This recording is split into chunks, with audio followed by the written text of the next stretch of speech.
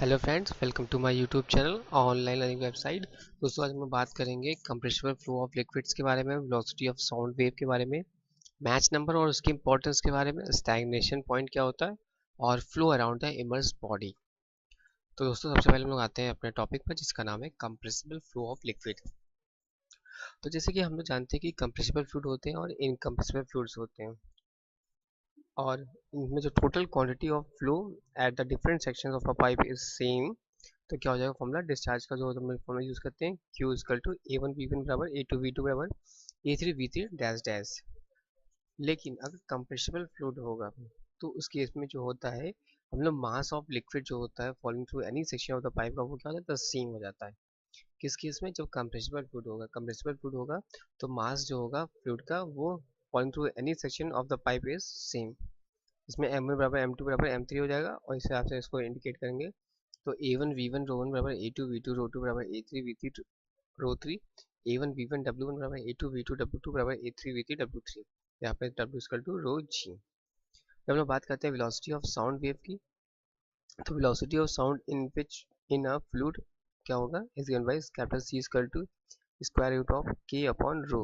K हमारा क्या है, बल्क मॉडुलस है, और रो हमारा क्या है, density of the fluid. K हमारा क्या है, बल्क मॉडुलस, एंड रो हमारा क्या है, density of the fluid. Next हम लोग बात करते हैं मैच नंबर और उसकी इंपॉर्टेंस की।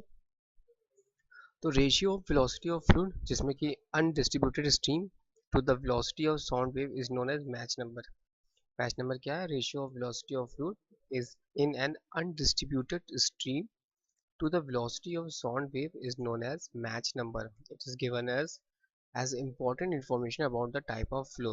In general, the flow of fluid is divided into the following four types depending upon the match number. पहला क्या है कि जब match number less than unity है, तो वो हमारा कहलाता है flow is called subsonic flow. और जब मैच नंबर जो होगा वो इक्वल टू यूनिटी होता है, तो वो कहलाता है सोनिक फ्लो। और जब मैच नंबर की वैल्यू 1 से 6 के बीच में होती है, तो वो कहलाता है सुपरसोनिक फ्लो। कैसे याद करिए दोस्तों? जब मैच नंबर की वैल्यू लेस देन यूनिटी यानी 1 से भी कम है, तो वो हमारा कहलाएगा सब सोनिक फ्लो। और जब मैच नंबर की वैल्यू इक्वल टू यूनिटी है, तो वो हमारा कहलाएगा सोनिक फ्लो। और जब मैच नंबर की वैल्यू 1 से 6 के बीच में होगी, तो वो कहलाएगा सुपरसोनिक फ्लो। और जब मैच नंबर की वैल्यू जो कि वो मोर देन 6 है, तो वो हमारा कहलाएगा हाइपरसोनिक फ्लो। अब बात करते हैं दोस्तों स्टैग्नेशन पॉइंट की, क्या होता है। स्टैग्नेशन पॉइंट की बात करते हैं, तो a point in the flow where the velocity of fluid is zero is called stagnation point. तो स्टैग्नेशन पॉइंट क्या है दोस्तों? वो पॉइंट है जहाँ पर वेलोसिटी ऑफ द फ्लूइड की वो क्या हो रही है, जीरो हो जा रही है। Where the velocity of fluid is zero, तो वो हमारा क्या कहलाता है, स्टैग्नेशन पॉइंट कहलाता है। नेक्स्ट बात करते हैं हम लोग flow around immerse body. Flow around immerse body की बात करते हैं, तो जैसे ही हमने देखा कि सॉलिड बॉडी में held the path of moving fluid और completely immerse in the body will be subjected to some pressure of force. और कन्वर्सली देखा कि ये बॉडी किस तरह से मूव करी with a uniform velocity through a fluid at rest, और it offers some resistance to the moving body, या body has the exerts some force to maintain its steady movement.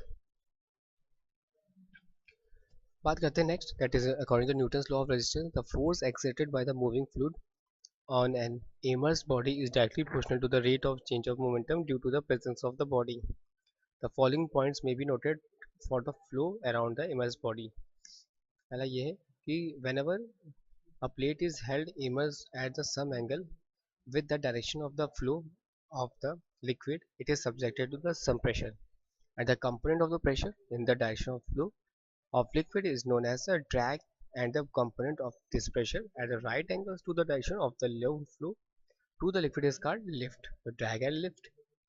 और जब बात करते हैं according to the Prandtl Blasius equation relations के बारे में, तो जो thickness of the boundary layer होती है इन लेमिनार फ्लो की, वो क्या हो जाएगी, डेल्टा लेम equal to 5x upon square root of R N x.